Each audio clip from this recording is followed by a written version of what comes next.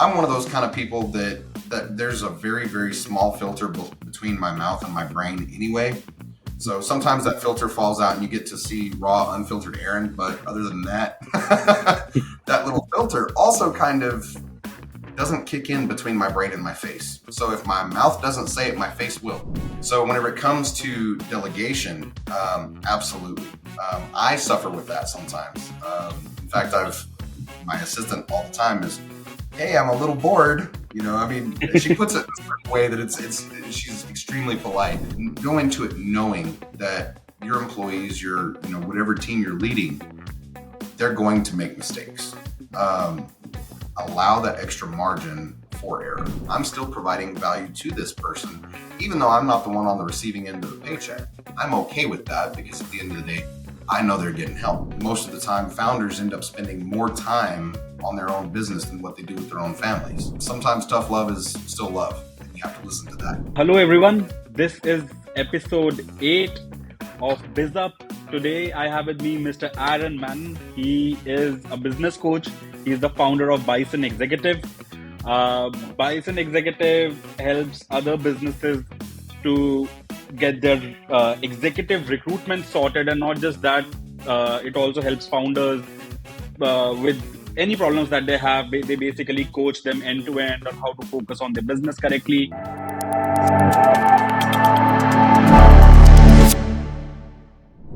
Thank you so much, Aaron, for being here today. Thanks for having me. I appreciate it. Yeah, I know you're a busy person. Thank you for making time and talking to us today. I'm really hoping to have a great conversation with you today. And, it's very, I was so happy to see, your background, because when we call someone on the podcast, we do a lot of research on them, obviously. And I'm also loving this because it just shows that how diverse people can be before they enter this journey of entrepreneurship. And to give people some context, let me tell you that Aaron was a firefighter, and then he was in the emergency communications, so which is basically, correct me if I'm wrong, is the first responder, right? The 911. You take those calls and then you become a supervisor, but at the same time you started this business. So where you help other entrepreneurs. So how did this journey happen? I'm really excited to know. So it's kind of interesting that you asked that question. It kind of all happened by accident, Hmm. which it seems most of the entrepreneurs that I work with, that's usually how they get their start. Somebody finds a little niche by accident that they happen to find a need to meet. And one thing leads to another. And next thing you know, they're also busy running around like headless chickens. So it seems like a commonplace thing. So, and kind of what that looked like was whenever I first started getting into business was actually whenever I was back in school, back in high school.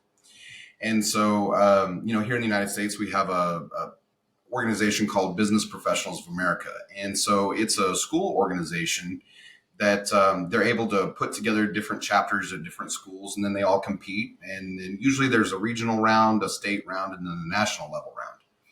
And so I competed in that whenever I was in high school.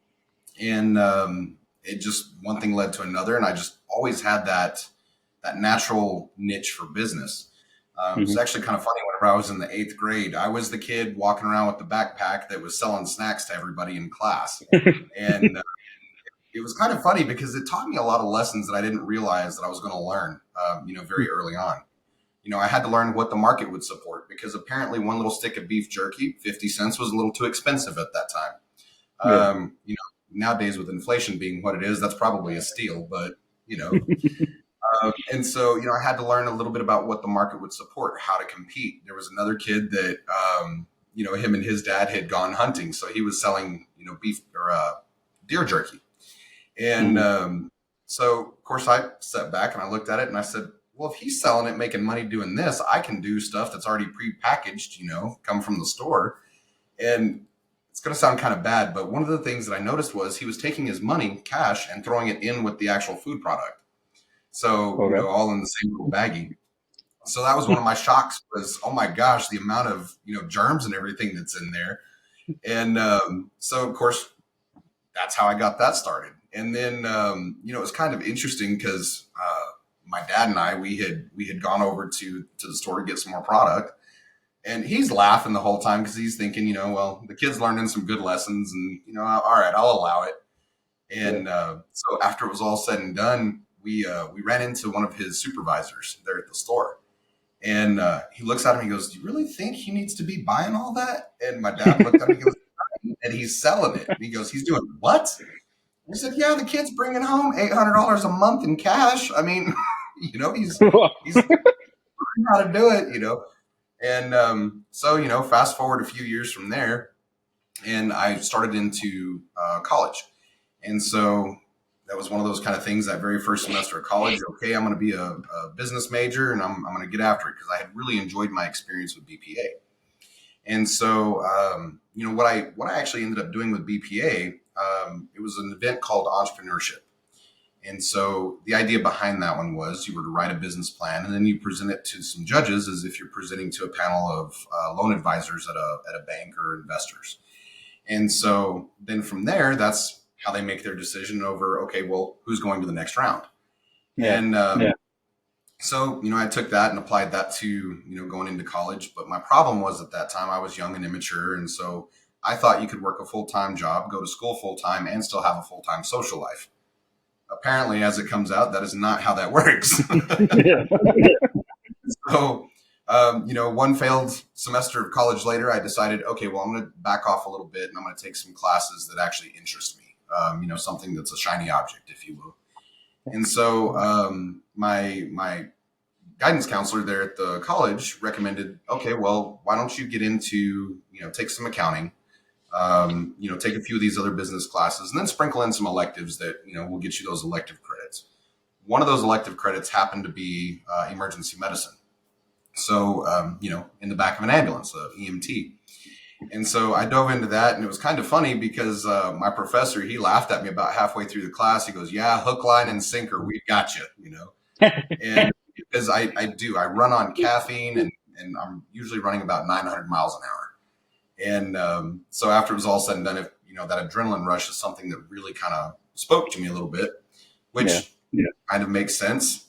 Late teens, early 20s age group. I mean, go fast and have some shiny objects. That gets their attention. I was no different. So as things kind of progressed from there, fast forward a few years, and I had actually gone to work in the oil and gas industry doing oil field safety. And so that was around 2015, and then the oil field did its usual thing. It's when the highs are high and the lows are also low. And I got into it about 9 months before one of the lows. And so that little low hit. And then I thought, all right, well, we need to come up with another plan. And so I was actually trying to go to work for a contract company doing overseas firefighting. And I had found a few positions that were available at that time off the east coast of Africa. And so I thought, okay, well, I'll put my name in the hat for this one. And one of their requirements that they needed was somebody that had 2 years experience in a dispatch center. And so that's what led me to get into the communications center. Was I was after the experience so I could go, do overseas firefighting. And so one thing led to another. Instead of getting 2 years, I was there for about 5.5. And it was a very, very interesting experience going from the field to the inside of the communications center. And it, there were highs and lows, and, I still have some very dark humor that's probably inappropriate for this podcast. So I'll try to keep that in reserve. But, no, everything works here. That's not a problem. Please go ahead. And so aside from that, it was one of those kind of things that I had learned a lot about, especially, I want to say I was about 26 whenever I got into the dispatch center. And so from there, I learned a lot of lessons about, from a supervisory and leadership role. I've always been a very natural leader anyway, sometimes not in the best ways, but, we all have those little lessons that we learn. But then that's really where I started learning about HR policies, policy creation, how to manage these policies, and then the big differences between a manager and an actual leader. and Yeah. kind of what differentiates those things. Um, I learned a lot about what not to do, and I learned a lot about what to do. And then after 5.5 years of that, I kind of sat back and I said, if I want to have any hair left on my head by the time I retire, I need to find something different. And so I decided, okay, I'm going to leave the dispatch center and go back to school. And so I quit, went back to school full time. However, at the dispatch center, I was used to working 70 or 80 hours a week. And that was just the nature of 911. Yeah. And so, of course, I go back to school full time. Well, now I'm, 30 something years old, and I'm in an associate's level program, just trying to get some things taken care of. And you would be surprised whenever you're used to running 70 or 80 hours a week, how familiar you get with that one spot on the bedroom wall, just because that's all you're doing. And so my problem was I was working through the curriculum too fast and had a lot of extra time on my hands. And so I thought, okay, well, I'll just take off and go work for, one of the local bus companies, just driving kids around, going to their athletic events, because I was trying to figure out, how can I get out of the house, just give me something to do, but also, be kind of productive and something that works well with the school schedule. And that's whenever I sat back and I went, well, stupid, go to work for the schools. And so that worked out really well. And I ended up making a lot of really good friends in the community just through that. And then, one thing led to another. And the whole time in this background, I'm still dabbling in business. It's more of the side hustle kind of experience, if you will, at that time. Yeah. And then from there, it just kind of started flourishing. I started having people, well, can you help me set this up? Can you help me set that up? And then that was whenever I kind of sat back and I realized it was kind of hard to explain what all that I do for clients, because I do so much in different areas. And of course, one thing led to another, and here I am. So I've got, at this point, I've got, let me see, 1, 2, 3, 4, 5, 6, 7 people that are on my team that assist me with what I'm doing. Each of them having their own little niche. I've got one gentleman that is an absolute phenomenal IT security expert. I'm not going to mention his name, because the last thing I need is somebody finding him on this podcast and taking him away from the pockets that I do, which okay, but I don't want to lose him. And then of course, everybody on my team, they serve a special purpose, and they all have their own special personalities that go along with it. And different cultures, different languages. And that's what I think really is amazing about the business world is, the ability to run across different people, learn different things from these different people. Plus we get to have some of that cultural exchange. And so what kind of drove me to that, as far as getting into business, was, number one, it was something challenging for me. I've never been officially diagnosed with ADHD. However, I've had not one, but 3 different medical professionals look at me over the years and go, have you ever been diagnosed with ADHD? No, I don't like to sit still. And so because of that, that's what's kind of led me to get to where I'm at today. There's a section of my company I help with IT infrastructure. I help with optimizing operations. And those are probably 2 of my biggest, followed right behind, which is marketing. Doing any kind of marketing and sales, helping people build their websites, even if it's not so much hosting a website. Actually walking them through the process of, hey, here's some things that you want to consider whenever you are doing it yourself. I'm a big believer in there is a place for, let's hook somebody in and keep them, but I also don't want them to feel trapped. And if they ever decide they don't like me anymore for whatever reason, maybe my dark humor jumped in there. There was something maybe they didn't like. Okay, if they no longer want to do business with me for whatever reason, I don't want them to feel trapped. I want them to be empowered to actually carry on things themselves.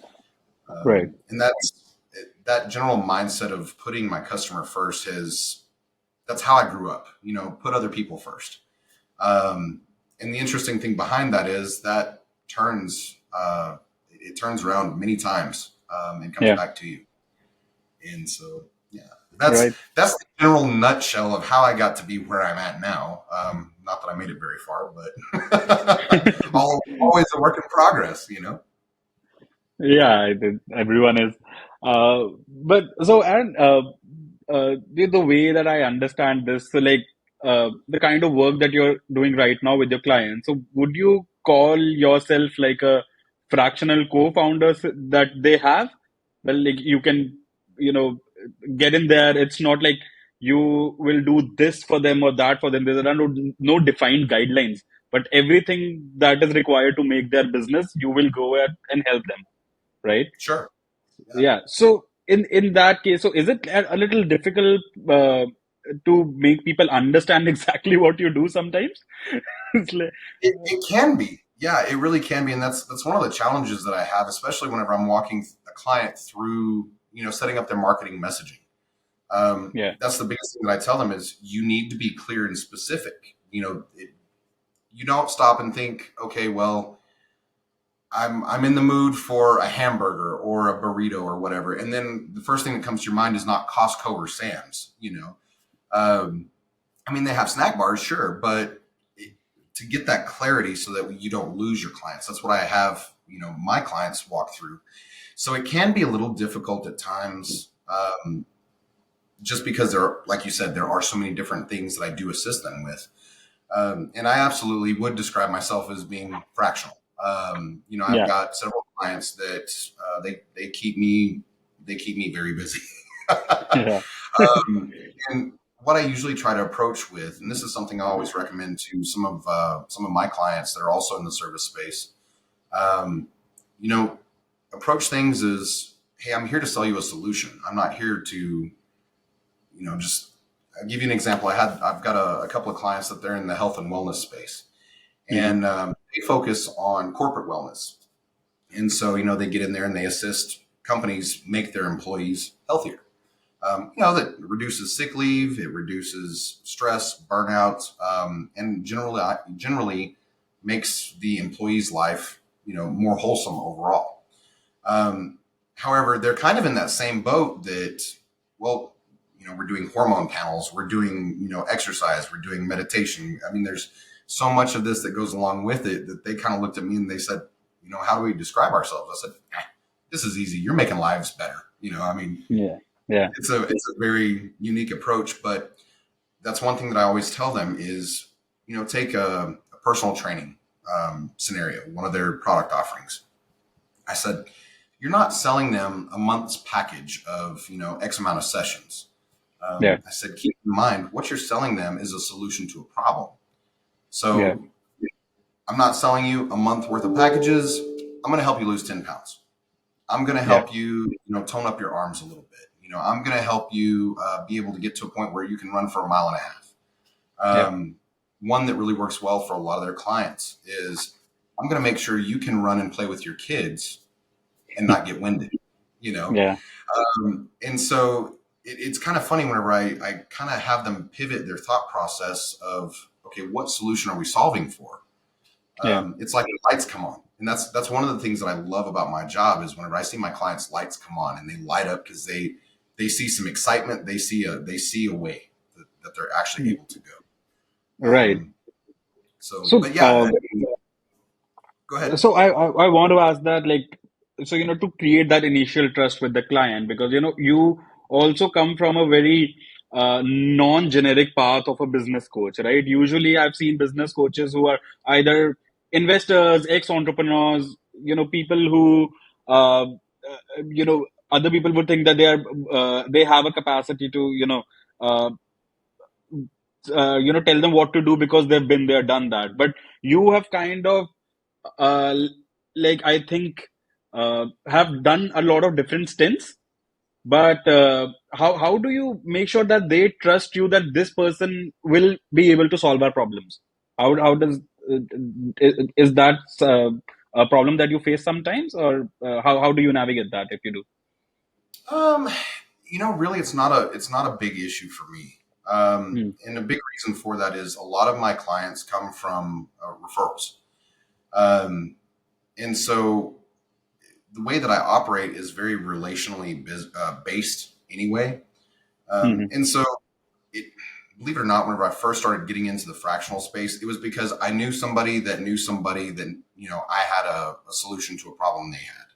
Yeah. So a lot of times having that warm handoff, it can go miles with just that trust factor. The other side of it is too, is I would always recommend, and it's kind of funny. I had a client that he's actually in the process of retiring. I think he's got maybe about a month left until his retirement date, and so he's selling. Oddly enough, he's selling his company to another client of mine, and so it's been very rewarding for me to be part of that exchange because I get to see both sides, the buyer and the seller. Plus, I get to make a ton of new friends in the process. Yeah. But one thing that I mentioned to him was I said, you're where I aspire to be. And he looked at me and he goes, how do you mean? And I said, your operation, everything is streamlined. It's efficient. It's, you have great people in great places. And I said, it's a working machine. Now, one thing I will give him is that he's not your typical entrepreneur that started out with the mindset of, I'm going to start a business and somebody else is going to run it for me.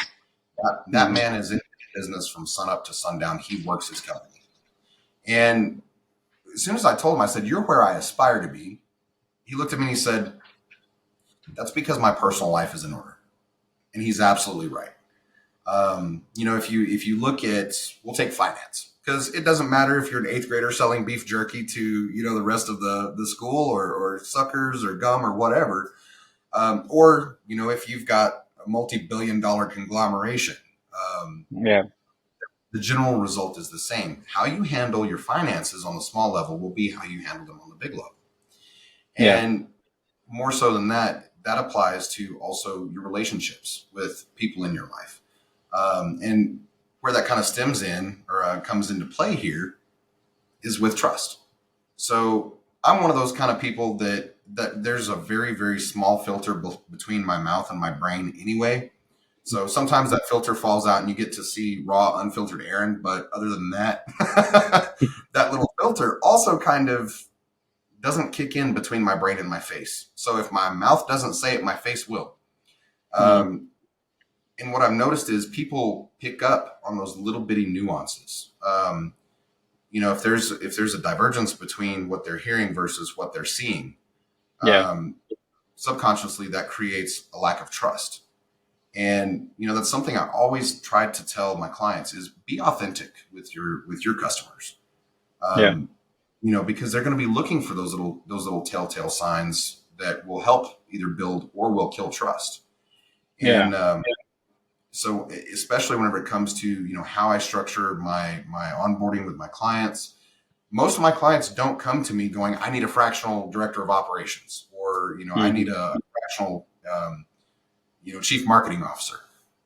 They come to me going, "I've got a problem. I don't really know how to start with X."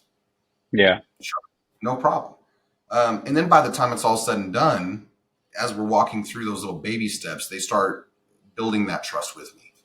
And next thing you know, I've got one client now that it's kind of funny in a way. She asked me if I would go into business with her, and I said, I would be willing to. I said, but let's do this over here first. Hmm. And by the time it's all said and done, she essentially looked at me and she said, "Here's the startup funds. Here's the keys to the kingdom. Make it run." Yeah. Sure. Now we've known each other for years, so it's we've worked together for years. But that's how you do it. You just start with those little interactions. Yeah. No, I understand. I think I agree that trust is the biggest thing, right? Whenever you're you want to do anything, and you are a people person, and I can see that, right? And with the way you say that, I'm pretty sure people have a conversation with you, and after some point they, start trusting you. And I can see that, while you having a conversation with you, and you are also, I believe, a problem solver, right? So if this is the problem, you have an X problem. Why is the solution? Let me just get that together. And I think yeah, that's how you solve most problems in any business, I guess. It's the first principle thinking that kicks in, and you're like, okay, maybe if you have never done this particular problem before, I can definitely know how to solve it once I get my mind into it. And that's how usually I think as well. So I kind of relate to that. Uh, so what? Tell me. So like, have you ever experienced issues with a client coming in and because a lot of time founders, when we talk about them being in founder mode, they have a huge problem relinquishing you know their uh, their power and the delegation that they have to do to get things running. And so how how do you solve that? Like, have you ever faced that with any of your clients? It's kind of funny because a lot of my clients, most of them are small and medium sized businesses. And Hmm. so I don't, the corporate world is not necessarily a bad place to be. It's just not where I'm at most of the time. Not that I'm opposed, but I also look at it like there's plenty of people out there way more qualified than I am. I'm just trying to help somebody, step up their Hmm. game a little. So whenever it comes to delegation, absolutely. I suffer with that sometimes. In fact, my assistant all the time is, "Hey, I'm a little bored." I mean, she puts it in a certain way that she's extremely polite. Um, However, that's something I struggle with is I need to get things off of my own plate, and I have gotten a lot better about that. And the biggest realization that I had to help me with that is I can't do it all.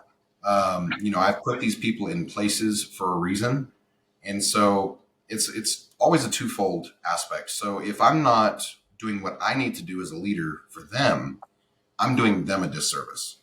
Yeah. The other side of it is I'm wasting my resources because I've put somebody in place. I'm not getting any value out of the job that they're doing because I haven't done my part. Yeah. Uh, And so the biggest thing that I would recommend to especially founders, whenever it comes to that point where you're getting ready to start relinquishing some of that control, um, let your people run, give them the guidance, walk through it with them, train them the way you would like things to be done. By and large, most people want to do a good job. Yeah, you'll run across the occasional, individual that they're kind of slacking, in their work ethic, but by and large, most people want to do a good job whenever they get up and go Yeah. to work in the morning. And so that's typically on that training side. That's where I see the most friction happen is there's usually a lack of training from the founder to whoever their subordinate is. Um, my solution to that one is grab them by the hand. Let's teach them. This is how we need to get things done. And they will respond in a positive way to that. And then Yeah. from there, that's where it gets tricky because then the founder sits there and they, okay, I've got somebody in place. I need to remember to utilize my people.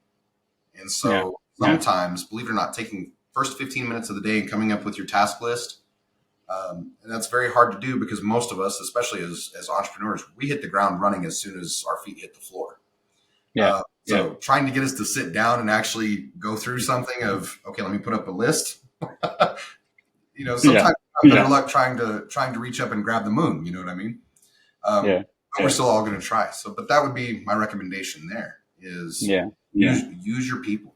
Um, Sometimes we have to remind ourselves to kind of turn loose of some of that control, and Right. also be prepared. Go into it knowing that your employees, whatever team you're leading, they're going to make mistakes. Um, Allow that extra margin for error. We keep them between the guides here, but then also be aware that sometimes the vehicle may kind of run off the road, but we'll pull it back on and keep going. Yeah. Yeah. Right.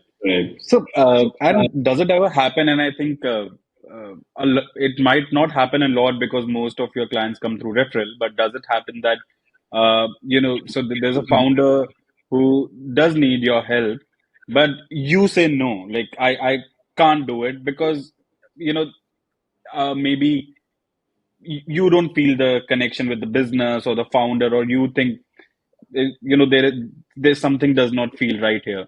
Does that ever happen? Sure. It doesn't happen as often as what I thought it would whenever I was Hmm. getting into it. Because whenever I first come in, it was training. That was my bread and butter. That's my pedigree.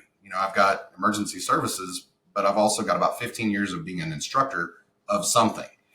Hmm. And what I have found is most of the time, if you have a student that's not retaining something, it may not necessarily be the student. It may be we need to change our instructional approach. Um, and so there was that thought of, oh my gosh, what do I do if I have somebody come to me that they've got an accounting problem? Um, I am the farthest thing from a forensic accountant that you'll find. Um, Now, whenever I run into things like that, where I've say it is an accounting issue or a tax issue, if I Hmm. have somebody come to me and they're going, "Hey, can you help me with this?" I could, but I'm going to be honest with you. That's not always my bread and butter.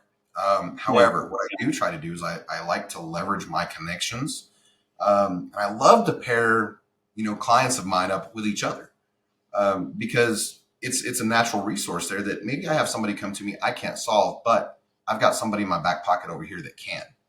And so if I Yeah. can make that connection, I'm still providing value to this person, even though I'm not the one on the receiving end of the paycheck. I'm okay with that because at the end of the day, I know they're getting help. So that's how I go about solving some of those problems. If I can't Yeah. make that direct fix, I just make that referral. Right.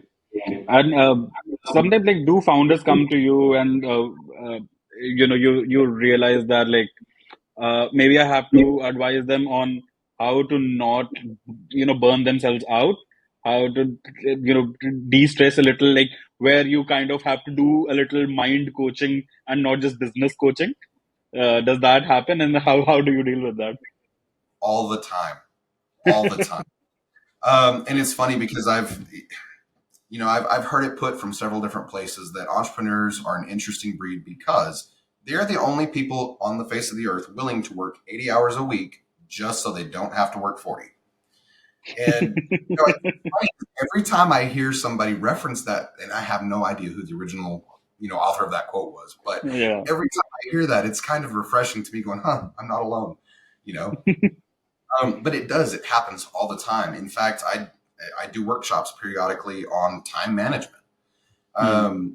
And people sit back and, oh, I'm fine with time management. Okay. You're tired. You're burned out. You're working 8 days a week. You haven't seen your kids or your wife in the last 10 days. I mean, we have to get some balance. We have to. Or what we're going to run into is, like you said, burnout, which is a very dangerous place to be, especially for a founder with employees. Yeah. Because not so much that mechanics of business won't continue forward, but we lose ourselves to our business. And next thing you Hmm. know, things start falling down. We're lacking the accountability for the team that we're supposed to be leading in a positive way. Um, and then, general overall quality of life for that founder really goes downhill because who wants to wake up stressed every day? You Yeah. know, and so what I do is I actually walk them through there of, okay, let's sit down. Let's look at all the tasks that you're taking care of. Let's prioritize these tasks. Then let's assign them some actual time on our calendar. And then essentially you kind of treat your clock as if you would your bank account. We all set up a personal budget. Rent or mortgage is going to cost this, electricity is going to cost that. Why are we not doing that with our time? Time is the most valuable resource, that and people, because those are Yeah. irreplaceable resources. Money, it's kind of funny. I was talking with a client here recently and she goes, "Oh, it's just money, huh?" And I laughed and I said, "It is." She kind of goes, "Okay." I said, "You can always make more money." I said, "But Yeah. getting that time or those people back, that's tough. That one's tough." So that's how I kind of coach them through that is let's sit down and let's put some organization to our own schedule. And you would be Yeah. surprised. It usually does take a little bit of time to make that transition from chaos to order. But once Yeah. you do get that chaos to order, people look up and it's like a fresh breath of water. It's amazing to me whenever I walk into a founder's office. Day one, they're stressed out, freaked out. They've got whatever problem. Everything's on fire. And then later on, I walk into that same office and it's like walking into a tranquil environment. They're happy. Yeah. They're listening to music, their employees are happy. Um, and a big reason on that is our employees, they're a lot like our kiddos, right? So they will start acting like you. They'll start talking like you. They'll start saying things. If you hear yourself pop off something off the cuff that maybe we shouldn't have said that, Yeah. and then next thing you know, you hear your employees doing it. Yeah.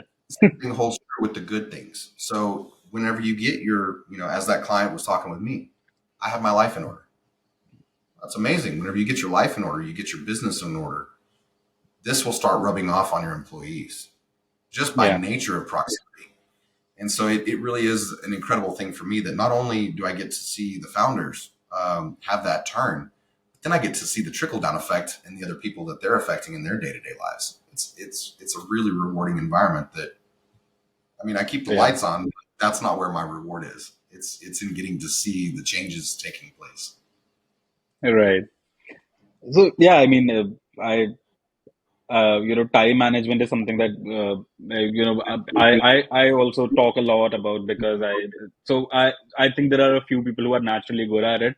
I have I've been thankfully always very good at it, but it is a problem that I've seen very commonly with people, and then so not just founders, like with everyone, I feel right. So if I ask you that, just in first three very simple steps that I need to do to start working on my time management, not solving it, but what is the starting point? What are the three very basic things that I can do to manage my time better, and start doing that today? How do I do that? I would say step one is make a list of your priorities. Hmm. So anything that is on that task list, sit down and prioritize those. What's a time waster? What are things that it's on fire, needs to be done 10 minutes ago, or else the end of the world may happen. And then look at it. What is it that we can schedule this out? And then what is it that really we don't need or would be a nice to have? A lot of times I see people get distracted by the nice to haves, the shiny objects. Yeah. Sometimes we got to put pen to paper and do the work, but then we can go chase our shiny objects later. Step two, once you get everything prioritized, from step two, let's take our recurring tasks, put them on a calendar. Let's make Hmm. time. Let's plan these tasks out. And then, of course, leave yourself some margin. Yeah. That's a big one. A lot of times as founders, could be leadership teams, it could be the frontline worker. You sit back and you look at your day, and it's most of the time we have a routine that we follow. And it's kind of where I would start. More Yeah. than likely, I'm sitting here kind of laughing because it's been a little bit since I've reviewed some of my time management materials. Okay, what was that second step? There was more to it than that, but and then thirdly, walk it out. That repetitive persistence, making sure that you're doing the same thing the same way every time. So whenever they build their habit of, I'm not starting any new projects the last hour. That last hour, I tell them, use that to get your next day ready to go. That way, whenever Yeah. you walk in the next day, all you've got to do is catch up on whatever emails came in overnight, maybe make a few phone calls to get caught up on the latest happenings. And then from Yeah. there, go ahead and walk out what you pre-planned the day before. You'd be Mhm. surprised what a little bit of preparation will do for execution later on. Yeah. Yeah. Yeah. That is actually very helpful. But I have another question. So, so managing your time is one thing, but then is it also do you think it's important to uh, also manage the mind space? Because I think compartmentalization becomes so much more difficult. And while I said that I have been good at time management, I have been not good at compartmentalizing, like, okay, these are not my work hours, so stop thinking about work, stop checking your mails again and again and again, start checking those Slack notifications. How do you get out of that loop? How is it Well, even important to do that? and I agree, it is extremely important to do that. If nothing else, just for our own sanity. Um, Typically, what I would recommend, the absolute best thing to do is throw the cell phone away and run to the hills. But That's not realistic. So we have to figure out a way of, okay, how do we get both of them going? So with time management, managing that headspace, if we're always on, it's kind of the old saying, all work and no play makes Jack a dull boy. Yeah. Um, and I fall victim to that periodically. It's funny because, whenever I get around friends or family, I kind of have to sit there for about an hour and a half to 2 hours. And then they kind of look at me and, are you okay? I'm like, yeah, I'm just having to remember how to be social in a normal setting that doesn't involve work. Yeah. Um, but you are absolutely right. Managing that mind space is extremely critical, especially as leaders, because we're counting on us. Many of us have households and families that are counting on us, not just our own, but also those of our employees. Yeah. Um, you know, Little Johnny that might be 8 years old, but he belongs to, one of my employees. That kiddo should not be affected by a negative mind space that I had. Yeah. So if I set processes up in such a way that I allow myself some time to decompress, and kind of going back to the reference of finance, I'm one of those. I run a zero-based budget on everything, and so I make sure that I plan for everything. If I'm going to plan for vacation, I set aside funds for that vacation, and of course, I have to remind myself to take those vacations. Um, but the same holds true even with our time management. We look at, okay, we have X amount of hours in the day that we work. I have to set those firm boundaries for myself that at quitting time, I'm done for the day. Unless something comes up that is just an absolute critical, I've got a truck that's had an accident or something in the field, that's unavoidable. That's Yeah. something we just have to roll with the punches. But day to day, give yourself that time to decompress. You have to mentally remind yourself, I do anyway, to make sure that I set those boundaries between my work and personal. And you were mentioning the that compartmentalizing and how difficult it can be. There was a period of time where I got so good at it, it actually became hindersome or cumbersome for me, rather.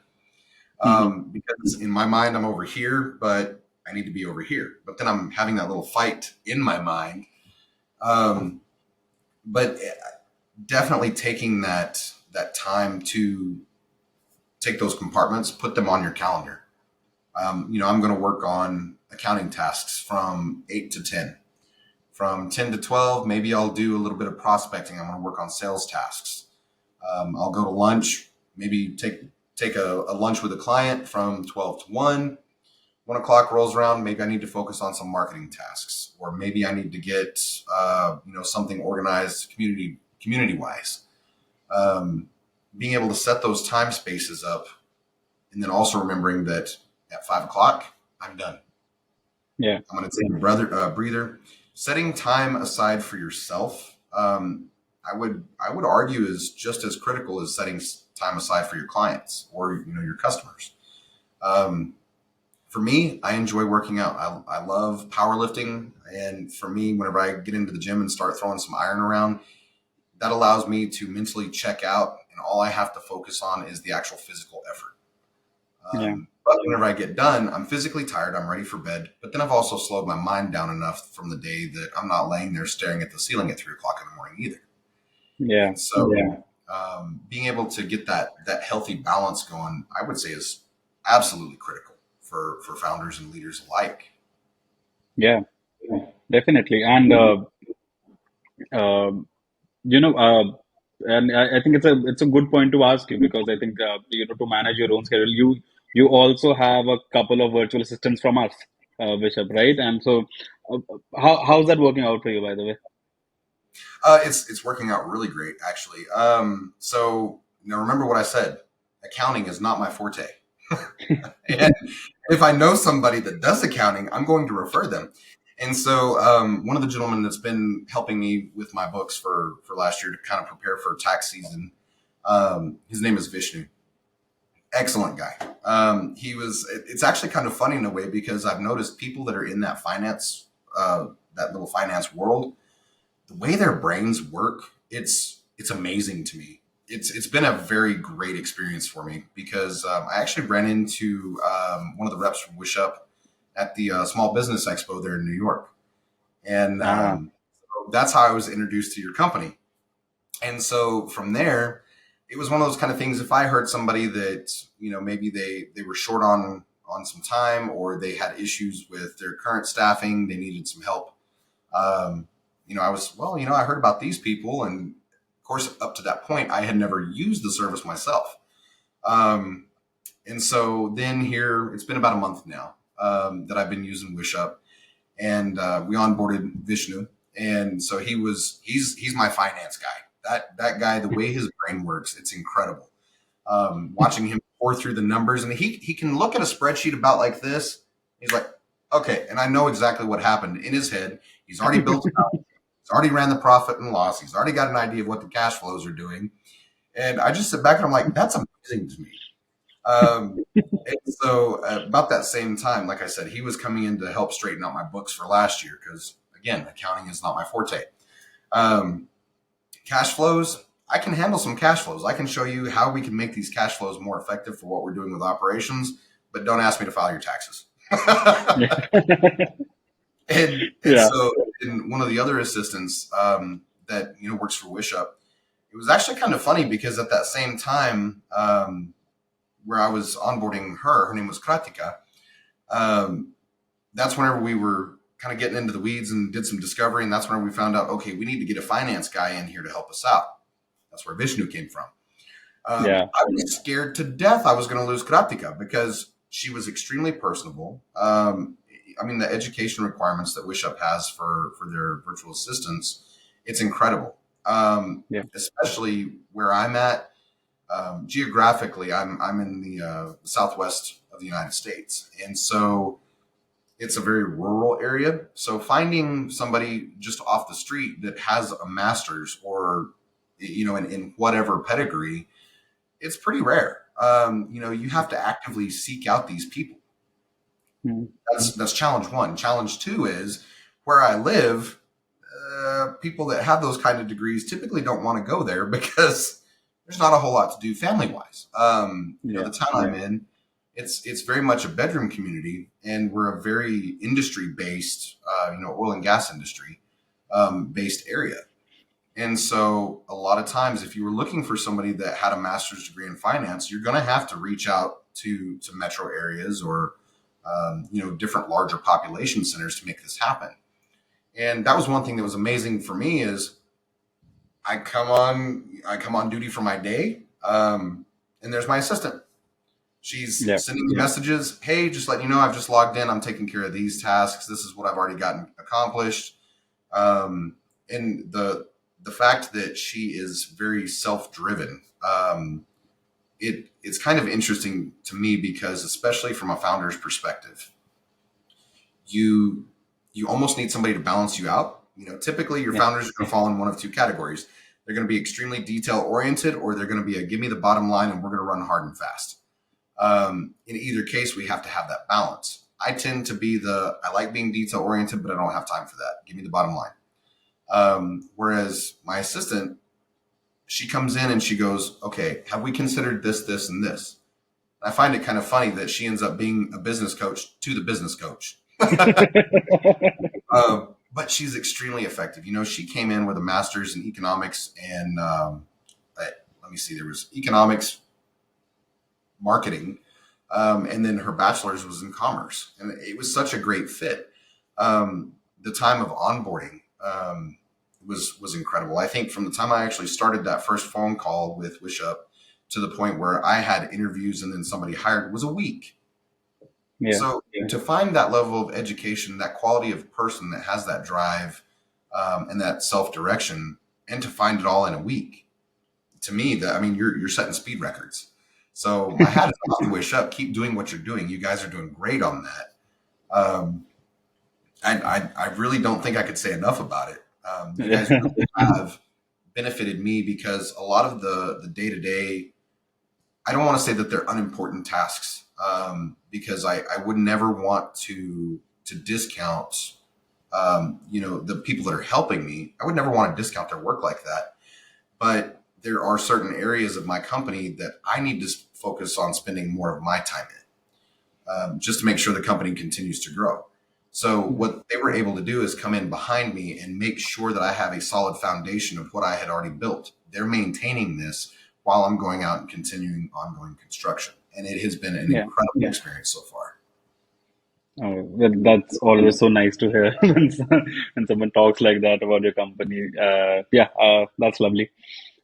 So, and I, I, I I had kind of a different question to ask you, since you work with so many business owners. Now more and more, the trends are like that. We are seeing more remote work, right? There's a lot of AI involved in everything. So how how do you think that changes what is more important for a leader, or the leadership qualities that you need to have, in the compared to 20-30 years ago, how companies used to run, and now how they're run? I think it's a completely different scenario. So are there some qualities that a leader should have those also changed with times? Absolutely. I think the quality requirements are still very similar. However, I think the way that we approach those qualities are much different. You mentioned 20, 30 years ago. I laugh. I saw some jokes on the internet recently about somebody had posted something about my daughter didn't believe that I'm actually older than Google. and, and if you think about it in terms of between virtual work and then also AI, AI is just going to be a more and more involved technology with how we approach business moving forward. Um, and it's one of those kind of things that I don't think AI will ever replace the human touch in terms of having that interpersonal connection. Um, but the internet, if you think about how that revolutionized business, remote work wouldn't even exist had it not been for the technologies that built the internet. And so I think it's going to change how we approach things as far as the actual mechanics. But the biggest qualities that I think would make that change successful for leaders and entrepreneurs is flexibility. Keeping yourself in a place where you are open to change. Yeah. And I'm one of those that I'm notorious for. Whenever I get really stressed out, I start getting real resistant to change, and that's usually whenever I need to be the most open to it. Being open to change, I would have never thought about hiring a virtual assistant had I not met Wishup, whenever I was in New York. And here it is; it's revolutionized my company. Yeah. So keeping that mindset of embrace the change, I think will continue to help founders and entrepreneurs be able to move forward in a very positive way. Yeah. Right. All right. So, Aaron, before I let you go, there's a small little section in the podcast which is called the rapid fire. So, I'm going to ask you five very quick questions. You have to give me five very quick answers. Okay? Yeah, let's do it. So, okay. Question number one. What is the weirdest 911 call ever that you have experienced? Weirdest 911 call. I would say I got to talk to a 2-year-old. He was kind of funny. We ran into that all the time. Yeah. Like kiddos, they would pick up and play with disconnected cell phones. Mom and dad just toss them a toy, but they don't Yeah. realize they can still call 911. And so I'll try to clean up the language a little bit. But I'm sitting on the phone with this kid, and I can tell everything's fine, but we still have to do our due diligence. And so after it was all said and done, I told him, I said, take the phone to your dad. And he goes, okay. And I hear him in the background, Dad, phone. And he goes, oh, it's all right, buddy. Take a message for me. And he goes, can I take a message? Little bitty guy. And I kind of laughed and I said, tell your dad it's 911. And he goes, what? And I said, tell your dad it's 911. He goes, Dad, it's 911. I could hear the dad throw the foot legs on the chair down. And of course, I'll keep it clean. But there was a little bit of cussing Oh, shit. involved. It just caught him off Uh, guard. Aaron, And we lost. he grabs the phone. Man, I'm sorry about that. I didn't know it would still call. Man, it's okay. But no, The, that was pretty much it. The dad, he was just in shock and grabbed the phone and, oh, I'm so sorry. I didn't know that it would still call. And Ended up being a good little experience. You see that little glimmer of hope, but yeah, you always think back to some of those little oddity calls like that. Yeah. Yeah, I mean, in the middle of all the stressful calls, it must be like nice, a break from that, I guess. Yeah, So, absolutely. all right. So, my second question to you is, what's more tough, firefighting, emergency communication, or entrepreneurship? Entrepreneurship, hands down. Um, and the reason why I say that is because, and firefighting is tough. It is physically demanding. The stresses that you see in it, um, it's tough. It's hard on your families. You're gone all the time. Whenever it comes to emergency communications, you hear horrors that people only dream of in their worst nightmares. Um, Yeah. you're gone from your families all the time. The people that you work with are more of your own family than your blood relatives. Um, and then whenever it comes to entrepreneurship, it's all of that plus. It can be physically demanding on the body. It can be mentally challenging on your brain. And in all three cases, most of the time, founders end up spending more time on their own business than what they do with their own families. Yeah. Um, however, the downside is firefighting and emergency communications, you typically have some kind of a team you're working with. And a lot of times, especially as founders and startups, you're on your own. Yeah. Even your employees, while you may have incredible employees, they don't understand what it is unless they've been there themselves.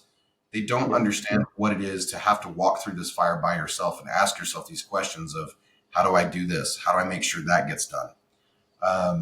And then, of course, the stressors of if I mess up, there's people depending on me that go hungry. Yeah. And so that's where I say entrepreneurship is hands down probably the toughest. But I will say in all three instances, it's very rewarding. On the firefighting side, you get to go home knowing that you helped somebody out that was in their darkest time. 911 communications, you made that connection where somebody was having their absolute worst day and you got to put them in contact with somebody that can get them some help. We coordinated medical intercepts all the time between ambulances. Um, and then, of course, in the entrepreneurial Yeah. world, the sky's the limit as far as industry goes. But even then, there's still private firefighting companies out there that they're doing the exact same thing. I do kind of laugh a little bit in one respect because a lot of times as a business coach, I come in and I'm helping entrepreneurs and founders fight fires.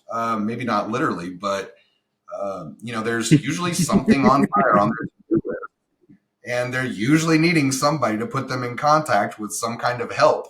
And then sitting down and actually going through the actual operations of how do we get this done. So all three very similar and Yeah. very stressful. Yeah. Yeah. Then that's really funny that you're still fighting fires, I guess, in a way. Yeah. The flame just changed color, but it's still there. Yeah. All right. Question number three, Aaron. Tell me one common advice that founders get, but they should totally ignore it. Whew, that one's a toughie. One common piece of advice: don't sweat the small stuff. You have to with the small stuff. That's the one everybody, don't sweat the small stuff. Well, unfortunately, if we don't pay attention to some of these things, it's going to fall down around our ankles. Um, now there's some balance that goes with that. I years ago, I worked with a guy that he would tell me, Aaron, buddy, don't sweat the small stuff. And his name was Paul. He was from New Jersey. Paul was an awesome guy. And he was one of those you look at, and whenever you think of somebody that just mentally solid, that was your guy. Yeah. And you look at me and Aaron, don't sweat the small stuff. And it took me a long time to understand it's not necessarily, he wasn't trying to get me to ignore all the details. He was trying to get me to ignore the things that didn't matter. Is it Yeah. something that doesn't directly contribute to success of the organization? Yeah. So yeah, don't sweat the small stuff. There's some truth to that, but we Yeah. still got to pay attention to make sure we keep things running. Yeah. Yeah. All right. Okay, so now you have to call it. Are great leaders born or built? Well, that one's tough. I would say built. Built. Built. Yeah. And the reason why I say that is some of it's personal experience. Some of it is experience of having seen my clients, where they came from. I mean, sure, there's, we look at world history and we see all kinds of major dynasties and families that have been, cornerstones of where our civilization went and where it came from. Um, However, we also see people that changed the world, that they didn't have that background, that they didn't have that family that understood business. Yeah. I myself, I come from a family of, around here, we refer to it as a family of working stiffs, Mm. and many of my clients all came from families of working stiffs. Yeah. The difference is they stood up and they said, I'm going to be brave enough to try it on my own. And having that mindset of being willing to accept some change, and that drive. And then, of course, that you put those two things together, you can take ignorance and drive. It can be a very deadly combination, but it can also lead to some very, very good lessons that I think build a great entrepreneur. Yeah. Yeah. That's that's nice. Last question, and one advice that you would want to give to all fellow founders out there. One piece of advice: listen to your Yeah. people. Listen to your people. Not everybody gets access to an inner circle, but those that you have in your inner circle are there for a reason. I've never seen anybody hang out in somebody else's inner circle because of whatever reason. It was usually because they loved and they cared about that person. And so therefore, if they give any kind of advice or anything, even if it's a little rough, sometimes tough love is still love, and you have to listen to that. But listen to your people, because they're going to be the ones that keep you out of hot water or help you through a tough spot. Your employees, guess what? They're also in your circle. They may not Yeah. necessarily be in that inner circle, but they are in your circle. And sometimes some of the best ideas that can come out of your organization to put you that much forward will come from those people that are serving alongside you in the trenches. Yeah. Yeah. That actually makes a lot of sense as one of the very good advice that I've heard in a long time, I think. Uh, but yeah, so Aaron, I had a lot of fun talking to you today. Thank you so much for getting this time out of your schedule. Uh, and yeah, I really hope we can connect again. Yeah, absolutely. I know, actually, it's kind of funny. Pratika, one of the Wishup assistants that works with me, she was revamping my LinkedIn. So yeah, absolutely. Add me on the LinkedIn. I'd love to stay connected. And I'm really looking forward to continuing working with Wishup. I've had Yeah, a blast with you guys this morning. I feel like my head's just done a lot of rattling, but hopefully it provided some kind of value. no, But it's been definitely. fun. No, I'm sure you this podcast. We have built this so that you know more new founders, because we also work with a lot of solopreneurs, right? So we really want to show new founders that people who are doing businesses successfully are just people like you and me and everyone else, right? Yeah, And then if all of us can just do it if we have enough courage, and the stories are so inspiring behind everyone, and it's so different that it really doesn't matter how your life has been, but it can really turn around, if you just keep at it. And that is the message we always want to give. And I think you are a great example of that. And I feel inspired. I hope a lot of people feel inspired as well. thank you. I appreciate the opportunity, and it's been a blast. And you're absolutely right. That determination, that's all it takes, that determination, that drive. Right. All right, Aaron. See you around. I'm sure we'll be in touch. See you. All right. Sounds good. Well, thank you All so right. much. I do appreciate the opportunity and good luck. And we'll see you soon.